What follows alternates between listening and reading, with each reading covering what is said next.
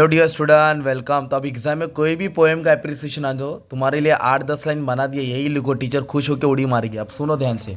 अभी जैसे आपने पोएम पढ़ा, 10th का हो, 12th का हो, कभी का हो, तो इधर मैंने देखो क्या लिखा है, द पोएम। तो इधर पोएम का नाम लिखने का, क्या लिखने का, डैश है ना। द पोएम, जैसे पोएम का नाम ले लिया, song of the open road ले लिया। The poem song of the open road is thoughtful and inspiring poem. The poem is written by the famous poet. फिर उसका पोएट का नाम डाल देने का, पोएट का क्या डाल देने का, नाम। मतलब इधर दो नाम याद करना है, 3 लाइन बन गया। फिर 2 लाइन तुमको पोएम के रिलेटेड लिखना है, पोएम से क्या मेन थीम है। उसके बाद direct the inspirational poem is simple and the tone of writing is optimistic. The poet asks the reader. तो फिर पोएम का क्या मैसेज है, रीडर को क्या बोलना है, क्या समझाना चाहता है, जो तुमने याद किया वो 2 लाइन इधर डाल देना। फिर उसके बाद बोला है the rhyming scheme use in the poem. तो कौन सा राइमिंग स्कीम यूज हुआ है, ए बी बी। अगर कोई राइमिंग स्कीम नहीं है तो देखेंगे the poem is free verse. क्या लिखेंगे, free verse. The poetic device मतलब figure of speech, poetic device बोले तो the poetic device and figure of speech use in the poem are alliteration, repetition. ये 2 नाम लिखने का।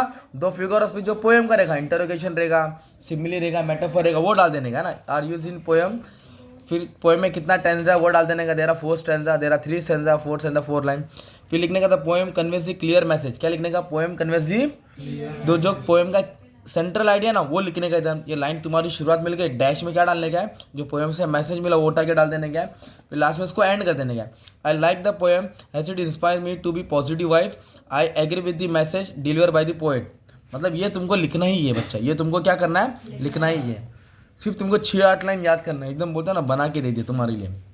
तो पोएम का एप्रिसिएशन का तोड़ बना के दे दिया हो। बस इतना ही बोलने का। ऐसे छोटे छोटे सबके लेक्चर मैंने बना दिया, आपका काम अच्छे से पढ़ लेना, ठीक है। Thank you very much and all the best for your exam.